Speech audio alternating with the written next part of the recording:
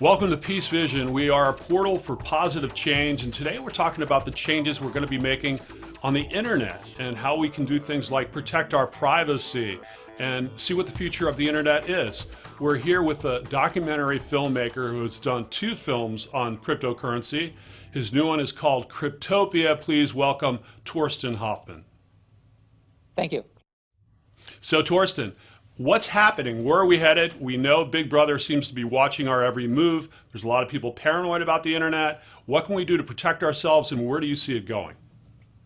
Yeah, well, what I explored in my film is actually the history of the internet. So I interviewed the co-inventor of TCP/IP, which is basically, one of the fathers of the internet, which was just fascinating. I also went to the Computer History Museum to see one of the first computer networks.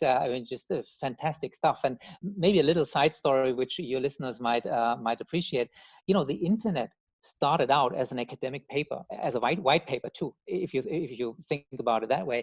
And the World Wide Web was a proposal, 5-page, 6-page proposal, also a white paper, right? So when you now hear about Satoshi, that's so strange. It's just a white paper. Well, that's how big invention usually happen. So maybe. And what year was that when that white paper came out on the internet? What year was that? TCP/IP was in the 50s, 60s. I think 73 was that paper, and the World Wide Web was 88, 89, something like that.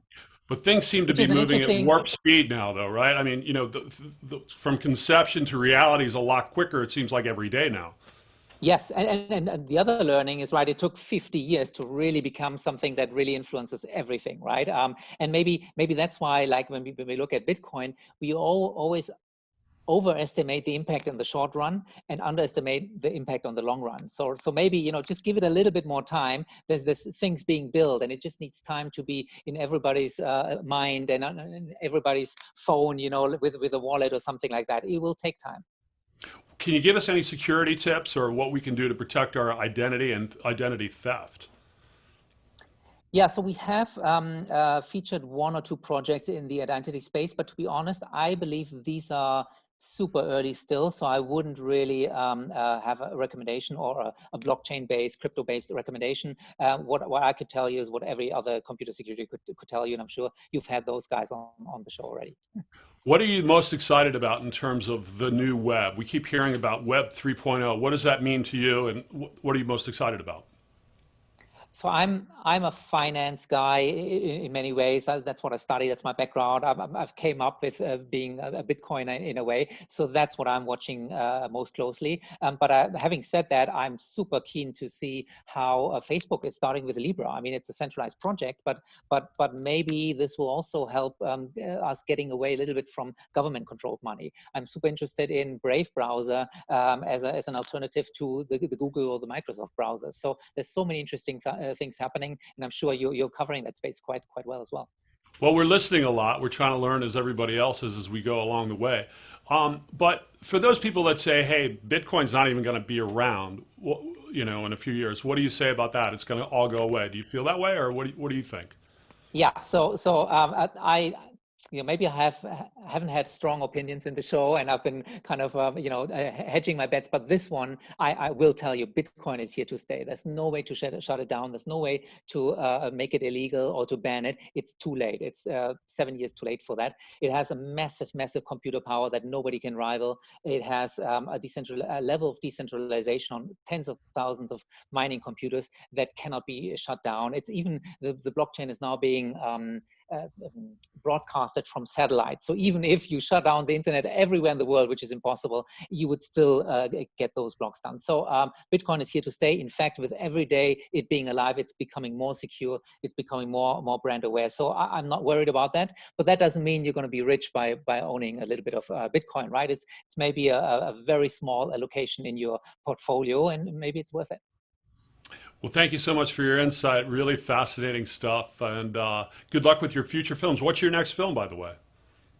Yeah, well, this has been a very hard journey for me for 2 years. I have no idea whether I can ever recoup my production money. It's been very tough. But if I do a next one, feel free to reach out to me. I mean, I'm very much into crypto and decentralization, or maybe other technologies like artificial intelligence or something like that. So let's see how it goes. Awesome. And lastly, please let people know how they can help support you and where can we find this film. Yes, I'm available at Cryptopia Film pretty much anywhere on the internet, and the film is available pay-per-view $5 at cryptopiafilm.com. And please support independent filmmakers. And speaking of independent filmmakers, it's kind of a new model, isn't it? Because traditionally the model was you make a film as an artist, you give it to a quote unquote distributor, they give you a percentage of what they get that you really don't know. And that was the old model, right? For distribution of films. But you're Yeah. doing it differently. Tell us how you're doing it. Yeah, actually, I'm coming from the distribution world in a way. So I represented a lot of documentary filmmakers. I'm trying to monetize their content, and that's how I first started. Oh, I can do this, so I should do my first film, right?